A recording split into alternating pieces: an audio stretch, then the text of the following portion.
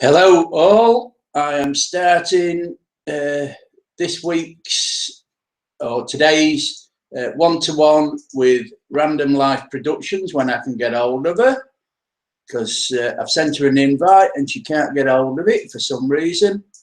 You know what these women are like, can't do anything right. I've put it up there now on the live chat. So hopefully she can now join me on this one-to-one. Yes. Is she in? No, she isn't. Well, I was up till 2 o'clock last night on Random Life Productions live streaming. And no wonder I feel half asleep. These women keep you up all night. You know, Pauline just living face, which was a great couple of hours because it's the first time she got on doing a live stream. Oh, look who I've got in the window, in the room. It's Gail from Random Life Productions. Hello, good morning. How are we? Good morning. All right to you? Did you have a good night?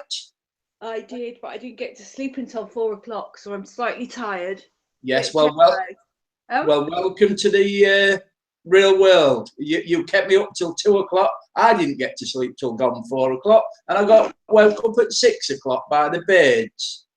So, you know, I'm a bit rough, but I have put on the beauty face today, you know, I hope, because talking to you, Gail. So, first of all, Gail, can you tell us a bit about your channel? I know people have seen it, but, you know, it's just for my benefit because I don't know a lot about your channel.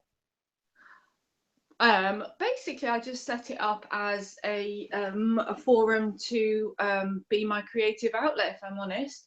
So what I tend to do is I just put things up about what I'm thinking in the moment. So it could be a vlog on London, or it could be a live stream, or it could be something else. I really don't know. It's what takes my imagination at that point in time. So I vlog about absolutely everything, to be honest. Yes, I've realised that in being a sub to your channel, you know, that it is random at times, very random. It's demanding as well, I think, you know. I don't know whether Barry would agree with that. Did you see his comment just now? I'm not reading the comments, Keith. I'll leave you to the comments. He says and you're complaining about women keeping you up all night, laughs out loud. Yes, I am, Barry. Yeah, she did. Really, both of them, Pauline and you know, I'm going to have an early night tonight, but it's Matt's doing it at 10 o'clock, so another late night. No, that's tomorrow. It's Thursday, isn't it? See, yeah, it's Thursday. My mind's gone puddled. That's keeping awake with you two all night. So, go on.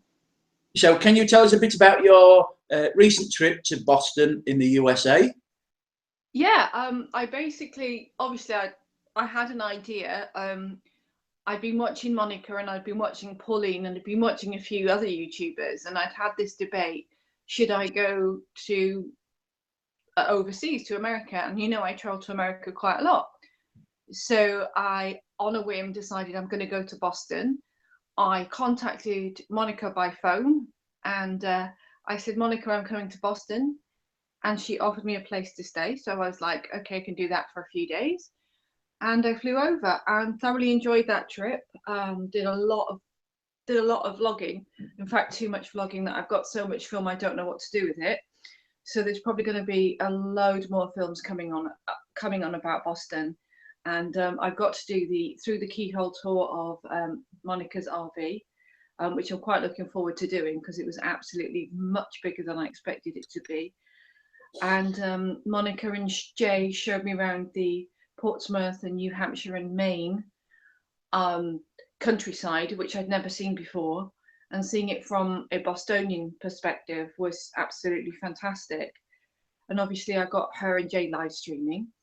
And as far as the Boston adventure goes, there was so much to see historically that I would recommend any person go back there again. Oh, very good then, Gail. So what other plans have you got for your channel in this coming year? I think in the coming year, I'm still trying to improve my editing and my vlogging. I think that I've gotten a lot better at my vlogging. It's still, I would say, verging on the amateur. I'm still not happy with it. So I'm looking to improve the quality of my channel, do more vlogs, try and understand more about live streaming. More and more people are starting to do live stream now, and it's quite hard to make your channel stand out. So it's about getting the live stream perfected, my vlogs perfected, and also getting more of the older people and mature people live streaming and generally having a great time doing YouTube. And I want to grow my channel so I can live stream like you to the over the 1,000 subscriber mark, which we all want. Yeah, I think we all want that, don't we, really? Yeah, you know, I mean, it's a shame, but I think eventually YouTube will fetch it down to every YouTuber. Yeah, I think so. But at the moment, it's a case of money, isn't it? Because if you've got over 1,000 subscribers, the advertising works. If you're less than 1,000, they don't get enough advertisers wanting to advertise on your particular channel, on my particular channel. So it's all, in the end, it really is all about the money, not about the creator. It's about the money. Because I mean, since I've been into this live streaming, I really enjoy it, you know. And I mean, I've met some nice people on these live streams, such as yourself, Monica, that woman from Toronto who kept me up all night. Hold on, wait a minute, I'll get it up. Pauline's just living, yeah. So expect I might get a lot of thumbs down on this one, because on the last one I did, I got 57. Which, you know what, Keith, I've learned that it doesn't matter if you're getting thumbs down. If people are watching, and if people are watching, that's great, and people are entitled to their opinion as well. Yeah. I just wish sometimes if people put a thumbs down, if they think it's bad, then just tell me it's crap. If they don't like me, fine, just tell me they don't like me, because I'd rather people, if they've got to put the thumbs down, put it. It's your free choice to do that, but tell me why. Tell me why you've done it. If you don't want to tell me why, fine. But as long as I know that if I'm doing something, hang on, Pete. Pete, Pete, can I get back to you in about 10 minutes? I'm on the phone. Yeah, sorry, darling. I'll let you know I'm here. I'm just getting some tools around the back. Okay, thank you. Oh, she's got a fella, Barry. I have got a fella. I'm only joking. So yeah, where was we then? I've lost the train of thought. Then he's thrown me. It's all right. We were talking about live streaming and stuff like that. Yeah. So. Yeah, and the future of my channel. That was it. Sorry, my mind got a bit put off there, so I'm going to get back to the room, girl. Back to the room. Yeah. So I think that live streaming have been enabled to make a lot of friends, but my vlogging style, sometimes I want to just learn about transitions and edits. So instead of buying more and more cameras this year, I'm going to look to see if I can get a better editing style. So there's a lot of stuff I need to learn. And with the Hangouts, I want to learn how to do more PowerPoints within the Hangout and stuff. Yeah. And effects. So yeah, there's quite a lot of stuff coming up for me. Yeah. Well, I'm going to learn from you then, if you're going to do PowerPoints and all like that on your channel, you know, on the live streaming, because I want to learn. I mean, I've been a cameraman since 1988, and it's only been in the last 6 months since I've been doing live streaming that I've got used to being in front of a camera. So my vlogging style has got to improve a lot, really, because I'm disappointed in the type of vlogs I do. I wish I could sit there like Pauline did live last night and like you did with Monica, without the interaction of a video feed. And because I think that's a lot harder than doing this. But people who I've spoken to on here think this is the hardest part, because you've always got to keep your mind active. The next question, and you have got the interaction on the live video feeds, and haven't you? Yeah, I think the thing is, I like I'm a big fan of what you do now, this one-to-one, because I think you do a really good job of it, and it's also keeping it going and thinking to ask people the relevant questions and get them to interact with you, rather than having this sort of pregnant pause or awkward silence. And I think I like your vlogging style. It seems your confidence has improved, but I still feel you're a little nervous, but I think it's getting there. It's just that you just need to talk more in front of the camera, because I think you're a little bit afraid of actually continuing to interact with that camera, because the camera doesn't react to you. Yeah, that's it. You know, I mean, I've been a salesman most of my life. I mean, all right, I've had my videos, and I've been on training courses where I've had to do a presentation in front of cameras. Yeah. But I was always very nervous, but you know, yeah, I can talk to people on the doors. You know, when I used to door-to-door work and everything like that, ever so relaxed. And I've had dinners, breakfasts, cups of teas, coffees, egg and bacon butties from complete strangers who I just door knocked on, and I've made them feel at ease. And that's what you've got to get over on these live streaming. It's you have got to be at ease to make other people, I think.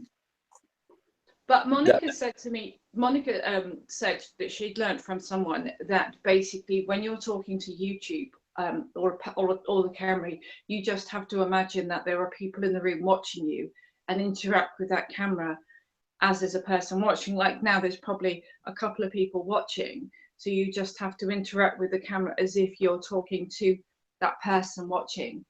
But it is hard. I mean, I think vlogging is a style, and also when you get lots of footage, there's a lot of editing that takes place in the background. Yeah. Because my Boston might have, I don't know, if I do a vlog in Boston, it might have 60 or 70 different cuts, because I want to tell people the story of my journey. And then I might have 50 minutes of video, which I've got to get back down to 5 or 6 minutes. So it's really hard work, and I haven't perfected my art yet. So I keep going on and on. But with the live stream world, I keep having nutty ideas, like the fancy dress party. I want to do a rapping thing. I want to do a Saturday night karaoke. So there's so many things I want to do in the live stream just to make it a bit more fun and make my channel stand out. Yeah, and it will do. With all the ideas you've got, Gail, I can see your channel growing, and growing at a good rate, because I mean, you've picked up nearly 30 subscribers in the last week or so, haven't you, really, since you've been to Boston? Yeah, but I think partly, to be honest with you, I think Monica McKillicuddy's channel and her people, because I did a live stream with her, and I also did a live stream with, I also was with Jay.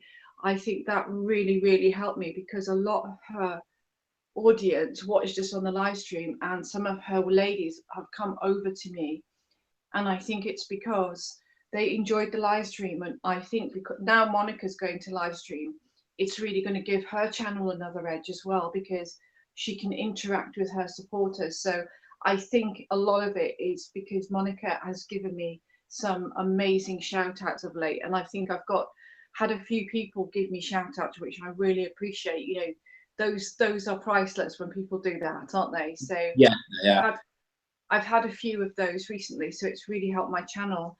And when I was live streaming, I had a lady called Ranalyn Napo who actually emailed a load of her Facebook friends to come and watch me and Monica live streaming, which, I mean, you can't advertise like another person can. So recommendations are best form of advertising, isn't it? So have you got a Facebook channel as well then?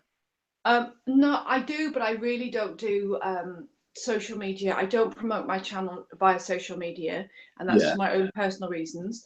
And I try to do as much promotion, albeit it's harder to not have a social media channel, because a lot of people are promoting their channel via Instagram. I don't know if you do that, Keith. No, I don't, you know, because you know, I've seen Sean do it now because he's joined Instagram, but you know, I don't know whether I want to do it. You know, I mean, I've got my own Facebook page, but I never put anything on it. You know, I don't put YouTube videos, and really I should do. I think because I've got about 1,500 friends on Facebook who might be interested. But you know, it's I like YouTube better than anything. And you know, I've never been really interested in my channel growing, because I've always done YouTube for fun, and you know, I like going out producing videos. But the one thing I will say is that you don't get a lot of constructive criticism. So if you don't get that criticism in things that you're doing wrong, you can never improve. And that's the problem with a lot of the comments. People say, oh, brilliant video, or a great flight with a drone, but they give no constructive criticism. Because it's like, we've been in the drone community. I watch a lot of drone footage, and you get 7 or 8 minutes of aerial shots, no commentary, just a bit of music, no ground shots or anything.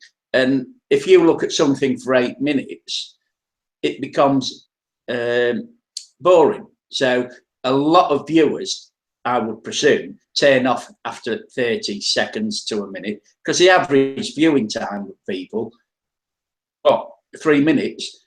If the footage doesn't capture you in 3 minutes, you've lost the audience. It's the same with these one-to-ones.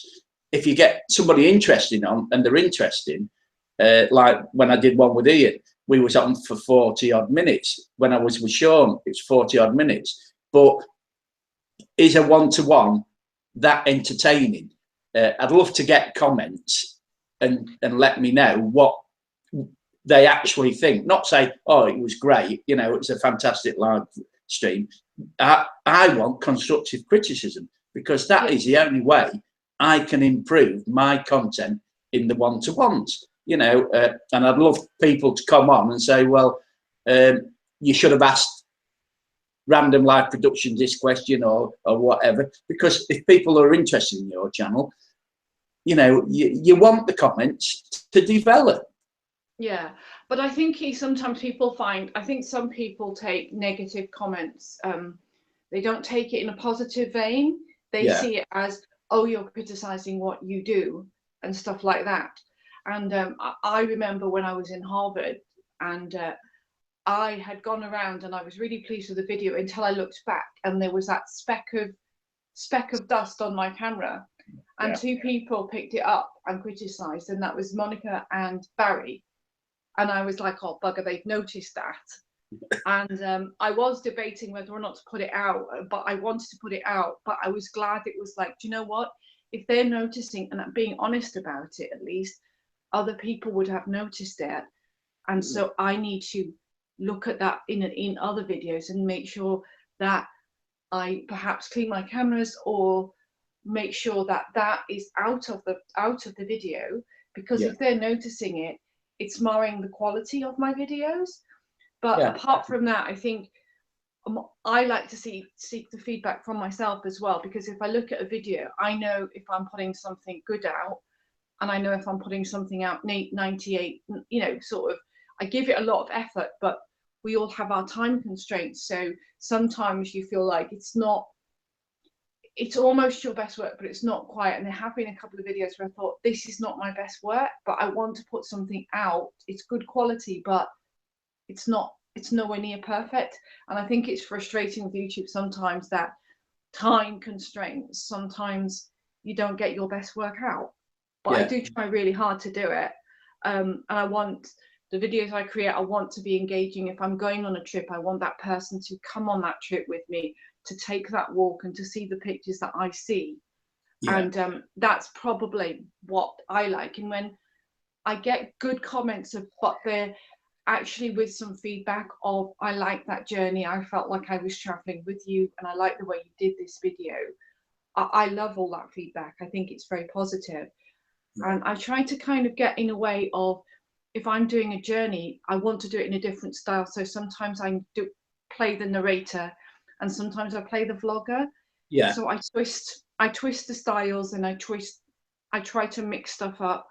And the only thing I think that I want to start looking at is music, and I might start doing creating my own music.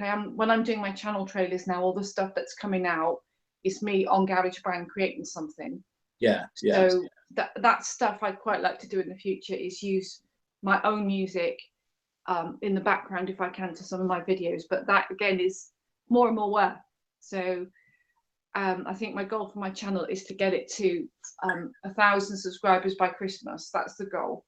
yeah, that's my goal as well. You know, to try and get 1,000 by December time. Yeah, Yeah. you know, so then I can do live broadcasts from the phone, Yeah. and I can go out a bit more, because I mean, we're being retired. That's the one thing I have got. I've got time to go out and produce. The problem is like anything, if you're on your own, it's not as rewarding as if you've got somebody with you.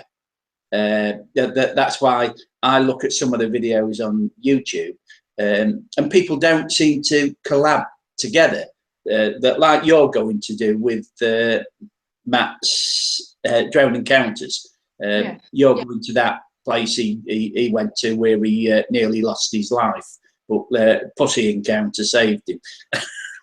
Yeah. So, you know, with you both working together, you see things different to Matt, and he sees things different to you. Yeah, So and I think, go on. Go on. I think that I might start doing some more of those sort of start a story and let somebody finish it off. So that I've got like my interpretation and somebody else's interpretation, and it's not like you're copying each other, because it wasn't the intention of that. Was I saw it and I thought, well, I can't get to Plasnewydd at the moment, but I want to see what he does with it. And he actually did a really good piece of work, and it was like great. And he goes, oh, you've got to go back now. So one, hopefully it gives that house some visibility and people start talking about it, which is great, which gets, you know, visitors through the door, which is fantastic. And also it gets creators trying to show their creativity through that piece. So I'm going to do that. And obviously I picked up on Granny Monster's theme of, you know, spooky stories and stuff like that. So some of the stuff I'm going to start doing is going to some of the historic places and going to find out the spooky stories behind it.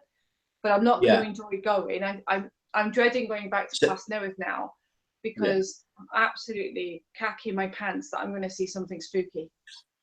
Yes. I'm not saying anything. So, what about the Tower of London then, for all these stories? Is there any...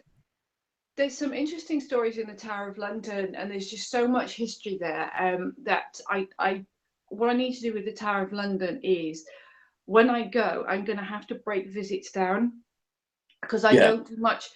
What happens is, if you start including a lot of history in the context of your video, you could be doing a 12-hour video. You know, you could do a 12-hour video on the Tower of London. So it's just a matter of 5 or 10 minute snippets.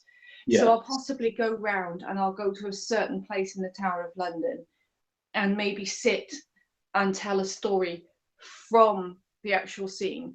So that's one of the things I'll look at, is just going to a place, finding out what the tale is and telling the tale. And I found the Tower of London a fascinating place.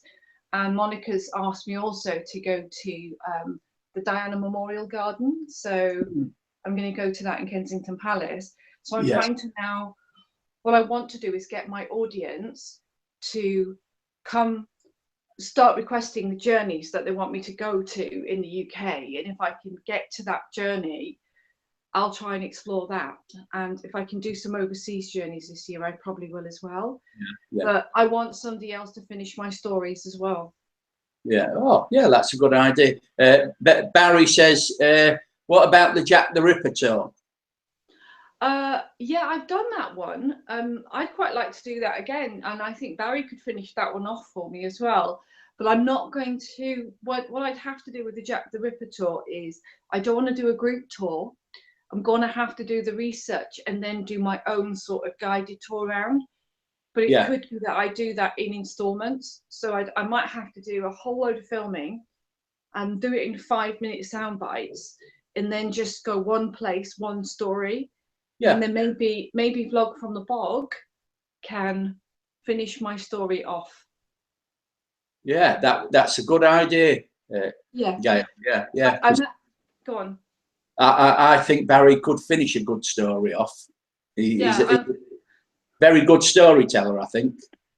Yeah, I think Barry could finish the story off with his jokes as well. He could do like a Barry sort of joke around London. In fact, I think that would be a good one for Vlog from the Bog to do. He ain't answered yet, Gail. Oh, isn't there? Is there anybody else in the room, Keith, or is it just Barry? There's 3 watching, but only Barry has made 2 comments. Okay, but no. At this time of day, we're not getting the American ones. You get Australia, New Zealand on at this time of day. You don't get many of my subscribers on this time of day because they're all working. So, you know, yeah, I just thought this one. Oh, he says he can finish a good pizza as well. So when you meeting up with Barry? I'm hoping in the next couple of months if he's up for it. I've got I'm working this weekend, and then I've got a few busy weekends after that. I've got a country walk, and I've got quite a few things I've got sorted out for the ongoing. Obviously, I've got the drone encounters coming up in June. I'm not 100% sure. I've got to look at my schedule of when I'm going up to North Wales. So that's a definite coming up. I possibly got another trip to Edinburgh planned, and I'm trying to persuade a very good friend of mine to do a live stream with me on a Saturday night from the river. So we're doing a view from the river live vlog, yeah, which would be quite fun because she's got an apartment near the Thames. So that's one of my vlogs I'd like to do. Oh, that'd be good. Simon from Wild Presentation says, visit Warwickshire and the Knights Templar, Shakespeare, real medieval stuff. Oh, I like all that. I love all that Knights Templar stuff and the Illuminati and all that. It's very, very interesting. And I think there's some Knights Templar place in London, isn't there? Like yeah. A temple and stuff. And I did about last August, I started getting into mystery and all of that sort of I can't even think of the word now, but all of that mystery stuff and time travel and all of that. I started doing pieces of work on that, and I quite enjoyed doing the exploration because I did want aliens in art and stuff. Yeah. But because I might actually do another one of those aliens in art because I was a smaller channel then and not many people visited. But I may do it again because I found that an interesting bit of work. Because in some of the like 15th and 16th century works of art, you'll have a spaceship and people think there's some sort of future, they think it's people from the future or aliens and things like that. And who's that person who does all that Illuminati and aliens and stuff like that? You know, there are aliens in the moon's in it. Oh, David Icke, isn't it? Yeah. There are aliens in the moon and all that sort of stuff. So that's an area I'd like to explore. But as you can tell, being Random Life Productions, my mind tends to have a million different creative ideas and not enough time to feed those ideas. Yeah. Barry's just says, just remember your phone next time. Laughs out loud. Yes, I will remember my phone, Barry, and also I will be doing a specific email. I will get a specific place where we can meet. And I promise I won't let you down. Otherwise, I will have to. If I let you down, which I won't, you will give me a forfeit. So that will be whatever you choose that forfeit to be. So I will definitely be there next time, come hell or high water. And I was there anyway. I was there at the station and I waited and I couldn't see him. So I went to the West Ham ground because I thought, do you know what? The place Barry's going to be, if anywhere, is that West Ham ground. So I wandered over there, and I guess as I was walking over there, he was walking. We missed each other in translation, so that was a bummer. Yeah. So can you put Hangouts on your phone, please? Download it, so we can leave you messages. Because I don't want your phone number, but Hangouts, I can leave you a message, or I can get in touch that way. Or you can email me my address, Keith. That's probably the best. That Blue Yonder one. Yeah. Yeah, that's my email address. So if you email me on that, I can't really put the problem I've got with Hangouts going on my phone is just in case I'm doing something and I don't want to be having those messages coming in. So I'm leaving it on my iPad because I don't really do much. I do little bits on my mobile, but I don't want to get because you know you get emails and you get phone calls. I don't really want to get extra things. If I'm not working, it's absolutely fine. But I've got my iPad. But the thing is, I don't know how you check your messages because I hardly ever. I go into Google Hangouts, but I don't know how to check new messages on it. Do you? Yeah, because it just a message just comes up and it don't go into Hangouts. It goes into your messenger. Yeah. Oh, into your Google Plus account. Okay, yeah, right. Yeah, no, it goes on. You know, on your iPad, Gmail. and you've got an iPhone, have you? I've got an iPad and an iPhone, but I don't have my Gmail address set up as an activity because it's more. Yeah, but if I sent you a message through Hangouts, it goes to your messages on the iPhone. You know, it just comes in as a message. Yeah, because we did pick it up in the US. We kept missing you though. I was devastated because we'd go out and then it would be like he's called, and then on the night before I left, we got home. I think we'd been around, and I got home about 9 o'clock, and we'd missed your call, and I literally started to hang out at about 9:15 on the last night. But by that time, you had gone to bed. I was I know. Yeah, and I stayed up every night thinking they're bound to do a live stream at this time. Good morning, Simon. Anyway. Pardon? I'm just saying good morning to Simon. Okay. Yeah, he had. I saw part of that live stream, and he had some great rig. His camera rig was awesome. I looked at that and I went flipping heck. But it's quite an old one. Is it like mini disc or something? Yeah. Mini DV tapes, I think, in that camera. But he'll tell me. He'll mention it if I've got that wrong. Yeah, but it's not the camera or the quality; it's the content. Yeah. You know, and people get the wrong idea. They go out and spend a fortune on a lot of gear. But it's the content of your channel that will keep subscribers, because no matter what type of equipment you've got, if you're not entertaining, people will stop watching your stuff.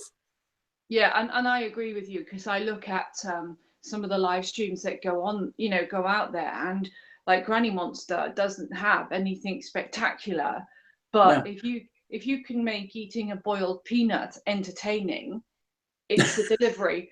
So I'm learning a lot about the delivery, and also the quality of the camera doesn't matter. But sometimes if I want to give good quality images, it is important. But the way you present it is far better than any camera.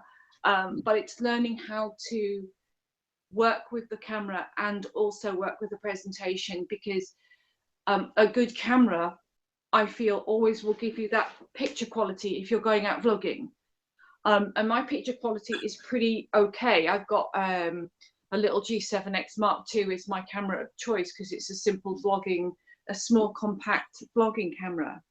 And I've got a 70D, but I use that for internal. Sometimes I use that for inside vlogging. But I really need to start working with making good light and learning how to use the bokeh and all that sort of stuff. Yeah. So those are things I'm looking to improve with my vlog quality, is just learning to use the equipment properly, because I'm getting better with the delivery, but the camera, if I've got all these cameras, I need to start using them. Yeah. So what we got, Barry says it's in the editing, and music can help as well. Yes, we know that. Yeah, appreciate that, Barry. And Simon says it's a mini DV tape, and you can buy the camera now for between £800 and £900. Wow. Yeah, so his camera's probably like one of those like a red camera, you know, the big old professional cameras that he's using. So I haven't watched many of his videos. I might actually go back now after this and watch them and see what delivery he gets with it, because it's good to watch how other people edit and stuff like that.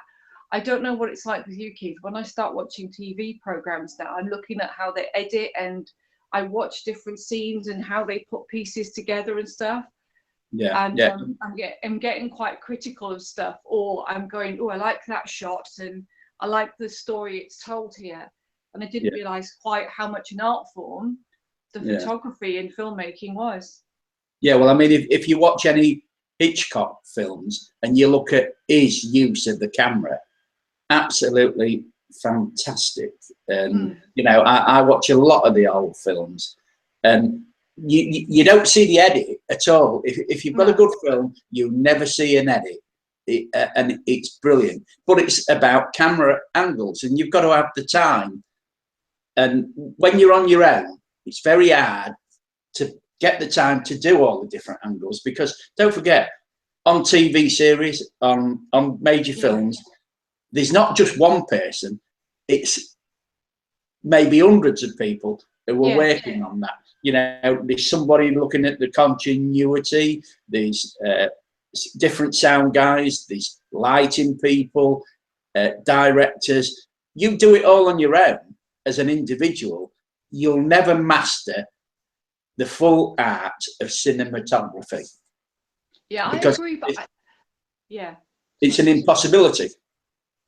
But then I think on the other hand, on the other side, I think there's so many angles. Like I like doing under tree shots, I like doing roof shots, and I like doing, you know, the walking through leaf shots or listening to different sounds.